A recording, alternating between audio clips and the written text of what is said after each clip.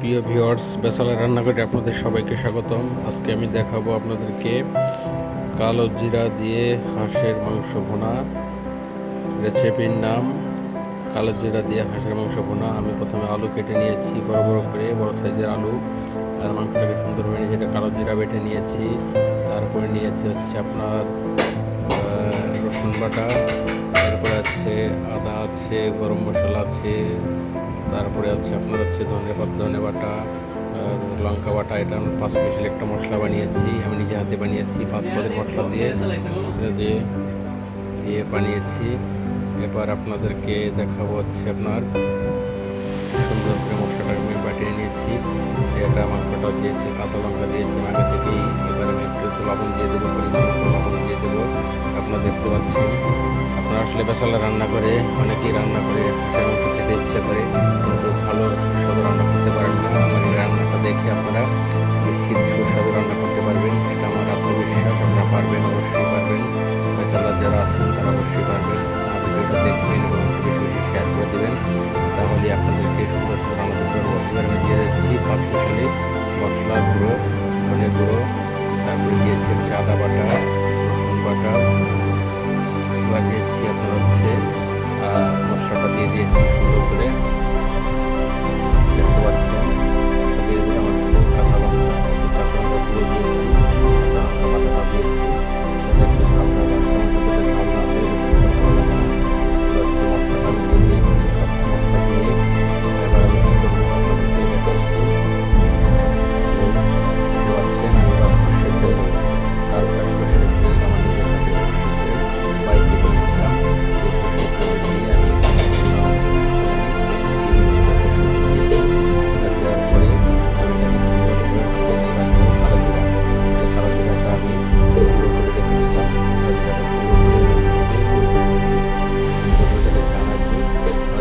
দিয়ে দিয়েছি, দেখতে পাচ্ছেন।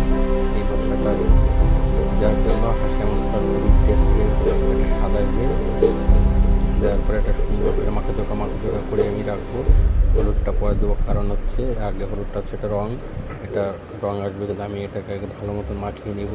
তারপরে দেখবেন এটা ভালো মতন মশলাটা সব জায়গায় ঢুকে গেলে এটার টেস্টটাই অন্যরকম হয়ে যাবে।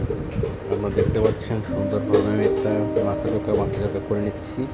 আপনারাও চাইলে করতে পারবেন এরকমভাবে। দেখে আপনারা একটু মনোযোগ দিয়ে দেখবেন। আমি এরপরে এটাকে 10 মিনিটের জন্য একটা ঢেকে দেওয়ার ব্যবস্থা করে রাখবো। এবার আমি এটাকে সুন্দরভাবে আমি এটাকে সুন্দরভাবে মাখা করে রেখে যাচ্ছি, যাতে মশলাটা এবং প্রতিটা মাংসের ভিতরে পৌঁছে যায়। বুঝতে পারছেন আপনারা। আমি আর একটু তেল পরিমাণ নিয়ে নিচ্ছি, একটু কম হয়েছিল। আপনারা চাইলে এটা নিয়ে নিতে পারবেন। সুন্দর করে আমি আলুটা দিয়ে দিচ্ছি, যে আলুটা কেটে ধুয়ে রেখেছিলাম।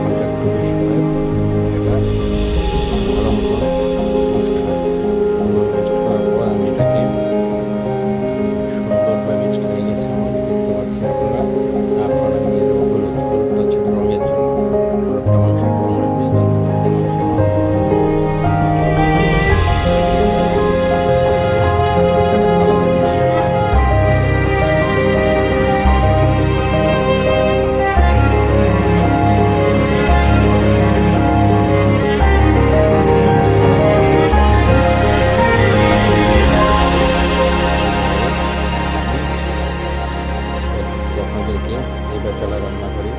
বেচালার মানুষ আর কতটুকু মাঝে মাঝে মন চায় একটু এটা সেটা খেতে, তাই এটা সেটা খেয়ে খাই এবং আপনাদেরকে দেখাই। আপনারাও সুযোগ পেলে করবেন, দেখবেন আপনারা বাড়ির রান্না থেকে অনেক সুন্দর রান্না করতে খেতে পারবেন। নিজের ইচ্ছা মতন কাজটা করলে পরে আপনারা সুন্দরভাবে খেতে পারবেন।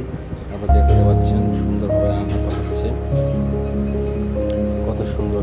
মানে আমি এটাকে টেস্টে রেখে দেবো। এবার আমি দিয়ে দেবো এর ভিতরে কাঁচা দুধটা দেওয়ার মূল কারণ হচ্ছে হাঁসের মাংসের দুধ দিয়ে হচ্ছে মাংসটা খুব নরম হয়ে যায় এবং মাংসটার টেস্টটা অনেক গুণে বেড়ে যায়। দেখতে পাচ্ছেন আমি সামান্য একটু দুধ দিয়েছি যাতে মাংসটার টেস্টটা একটু সুন্দরভাবে বেড়ে যায়। এটা দিয়ে আমি আবার এটাকে ভালো মতন মিক্স করে প্রতিটা জায়গায় যাতে মশলা এবং সকল গুণাগুণটা পৌঁছে যায়। সুন্দরভাবে হয়েছে, তাই না? এটা কালার সুন্দর হচ্ছে, দেখতে পাচ্ছেন।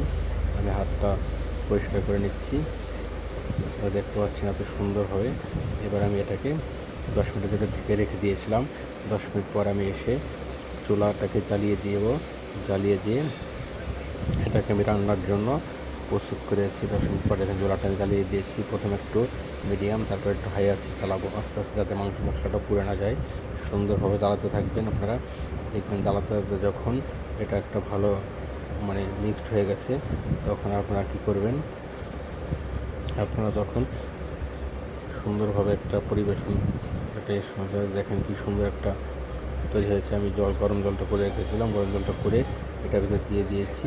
দেখেন এই পাত্রে আমি গরম জল করেছিলাম, দেখেন কত সুন্দর বলক এসেছে, সুন্দর একটা ফ্লেভার চলে আসছে। আমি রান্নার শেষে এখানে আপনারা আদা ইয়েটা বেটে রেখেছিলাম, আমি গরম মশলাটা দিয়েছি, তারপর বেটে রেখেছিলাম যাতে একটা মশলার ঘ্রাণটা হাঁসের ঘ্রাণটা, গন্ধটা যাতে না থাকে। সুন্দরভাবে আপনারা কিছুক্ষণ একটু চালান। ফুল আছে, চালাতে থাকবেন, গ্যাসের ফুল আছে, তার সুন্দর একটা ফ্লেভার আসবে এবং মাংসটার ভিতরে অনেক সুন্দর একটা কাজ করবে। দেখতে পাচ্ছেন আপনারা সুন্দর একটা কালার চলে আসছে আস্তে আস্তে, সুন্দর একটা কালার দেখতে পাচ্ছেন আপনারা। এবার দেখেন কত সুন্দর একটা কালার আছে। এই চলে রান্না করে আপনাদের সবাইকে স্বাগতম। আপনারা ইচ্ছা করলে এরকম রান্না করে খেতে পারবেন। এবার আপনারা আমার পরিবেশনের পালা। আমি আমার ভাই এটা খেয়েছি, দুজন মিলে এটা রান্না করেছি। এটার ভিতরে আমি দিয়েছিলাম কিছু রসুন, আস্তা রসুন দিয়েছিলাম, খাবারের সুস্বাদুর জন্য আস্তা রসুন দিয়েছিলাম। দেখেন কত সুন্দর করে রান্নাটা হয়েছে, কত সুন্দর একটা কালার এসেছে। মনে হচ্ছে যে কোনো বড় রেস্টুরেন্টে একটা সুন্দর একটা কালার এবং ফ্লেভার চলে আসছে। আমার ভাই তো এখন খাওয়ার জন্য প্রস্তুত। ভাই সবাইকে ভালো